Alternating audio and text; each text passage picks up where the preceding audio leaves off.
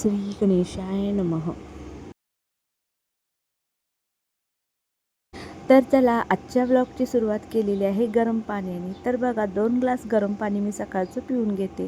सुरुवातीला काय तुम्हाला 2 ग्लास पाणी गरम जाणार नाही, तर थोडं थोडं सुरुवात करावी लागेल. तर मी पहिला अर्धा ग्लासच पित होते. तर श्री स्वामी समर्थ सगळ्यांना तुमचं स्वागत आहे माझं मराठी ब्लॉग चॅनलमध्ये आणि शुभ सकाळ सगळ्यांना. गरम जायला लागले तर आता मला वाटते 15 दिवस झाले आणि गॅसवरती प्यायला लागले. तर कधी बटाटे आणि शेवग्याच्या शेंगा आणि कधी धने टाकून पिते शिजायला ठेवले. तर आज सिंपलच गरम पाणी घेतलेलं आहे. त्यानंतर बघा चपातीचं पीठ मळायला घेतलेलं आहे. तर श्री स्वामी समर्थ सगळ्यांना तुमचं स्वागत आहे माझं मराठी व्लॉग चॅनलमध्ये आणि शुभ सकाळ सगळ्यांना.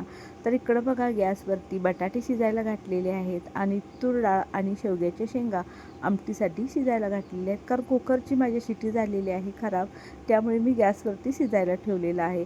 आणि सोबतच बघा थोडंसं असं गॅस कट्टा पुसून घेतला की मग खूप गवाळखाना होत नाही गॅस कट्ट्यावरती आणि खूप पसारा देखील होत नाही. तर अजून उठल्यानंतर मी चहा वगैरे काही पिला नाही, कारण कोणतंही आपण पाणी घेतलं, गरम पाणी असो किंवा जिरं किंवा ओवा वगैरेचं पाणी घेतल्यानंतर कमीत कमी अर्धा ते पाऊण तास तरी आपण दुसरं काही खायचं प्यायचं नसतं.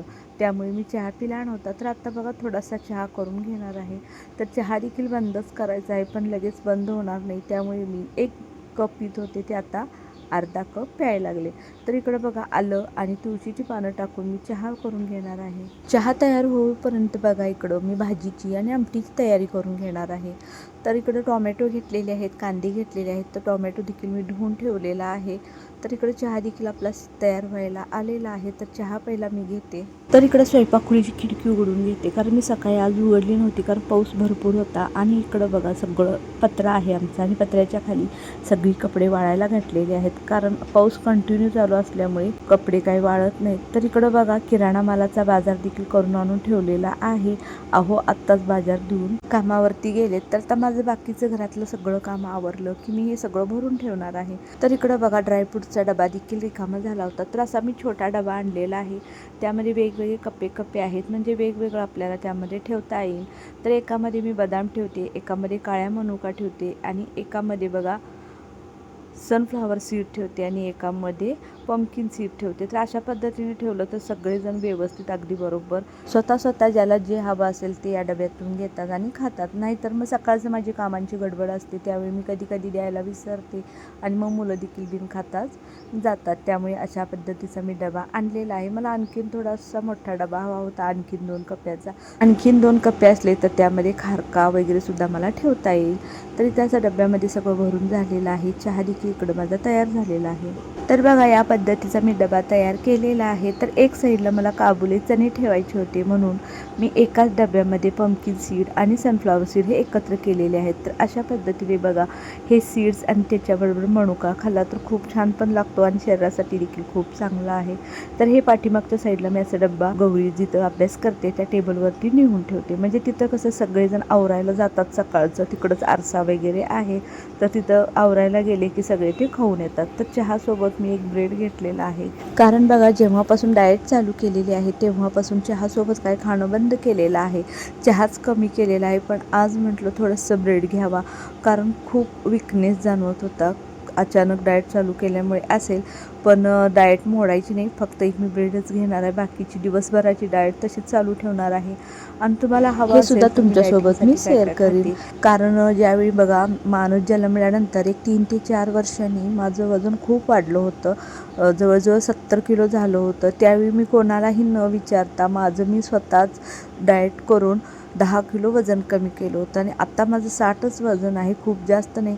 पण कसं आहे, दिवसभर घरातलं सगळं काम आवरलं की पूर्ण दिवसभर माझं शिलाईचं काम असतं आणि ते पूर्ण बसूनच असतं, त्यामुळे चालणं काही होत नाही. त्यामुळे बघा अंगात असा नेहमी असा आळस कंटाळवाणा असा दिवस जातो, असं एकदम असं उत्साह वाटत नाही. त्यामुळे पुन्हा डाएट चालू केलेली आहे आणि थोडं फिरणं देखील चालू करायचं आहे. अजून बघू, पाऊस थोडा कमी आला की फिरणं देखील ऑटोमॅटिक चालू होईल. तर इकडं मी बटाटी भाजीला फोडणी टाकून घेत आहे. तर आपण नेहमी जी पिवळी बटाटी भाजी करतो त्या पद्धतीचीच बटाटी भाजी इथं मी बनवायला लागले. तर रेसिपी काही तुम्हाला आज दाखवली नाही, तर बटाटी भाजीला फोडणी टाकून घेते. तर बघा माझी आई खूप छान अशी बटाटे भाजी बनवते. तिच्या हातची चव वेगळीच आहे. म्हणजे आम्ही तिघीजण बहिणी आहोत, पण एकटीच्यासुद्धा हाताला तशी चव नाही, असं आमच्या तिघींचे सुद्धा नवरे म्हणतात. तर आमच्या अवतर म्हणतात की तुझ्या मम्मीसारखी बटाटे भाजी कोणालाच करता येत नाही, इतकी छान तिच्या हाताला चव आहे. आणि खूप छान तिची बटाटे भाजी होती. आम्ही पण तिकडं कधी गेलो की तिला आम्ही म्हणतो आम्ही बाकीची कामं करतो पण स्वयंपाक तूच कर, कारण तिच्या हाताला खरंच चव आहे.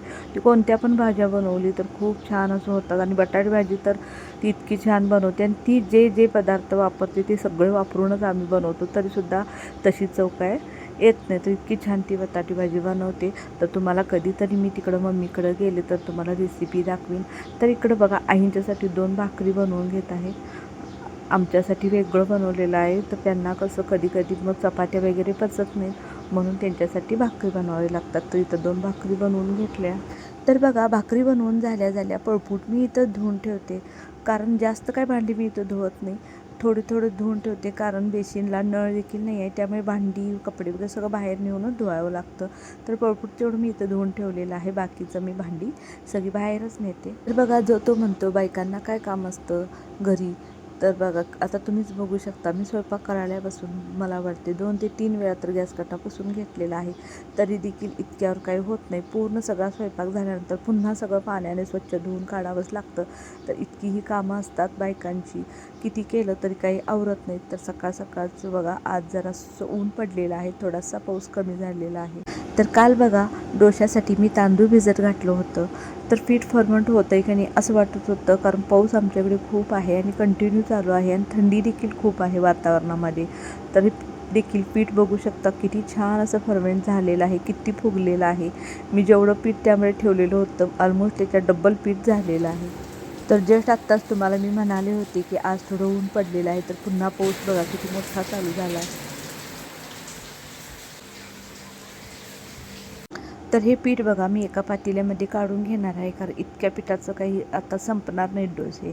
तर उद्या देखील थोडं काहीतरी बनवता येईल. तर हे पीठ मी फ्रीजमध्ये ठेवून देणार आहे, आणि जितकं लागतं आहे तितकं मी या पातेल्यामध्ये आता काढून घेणार आहे, म्हणजे त्यामध्ये मीठ घालता येईल.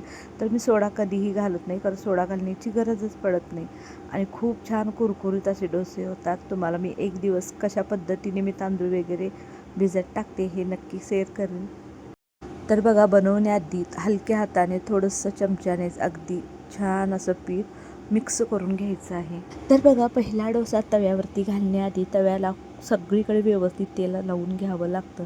नंतर नाही तेल लावलं तरी देखील चालतं, पण पहिला डोसा घालण्याआधी सगळ्या तव्याला व्यवस्थित असं तेल लावून घ्यायचं, आणि मस्त असे बघा पातळ डोसे उठतात. तर हा तवा खूप जुना आहे, माणस जन्माच्या आधी तवा घेतला होता, आणि घेतला पण नव्हता हा तवा, मला गॅसवरती फ्री मिळाला होता.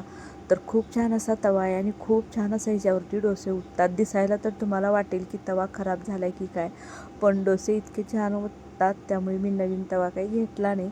तर हात चालेल तितक्या दिवस हात चालवणार आहे. तर बघा मानस इकडे डोसा घ्यायला आलेला आहे.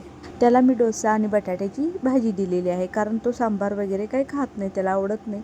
सांबार वगैरे मुली वगैरे खातात, त्यामुळे त्यांच्यासाठी सांबार देखील बनवलेला आहे, चटणी देखील बनवलेली आहे, आणि बटाटे भाजी देखील बनवलेली आहे. तर तो फक्त बटाटे भाजीसोबतच खातो.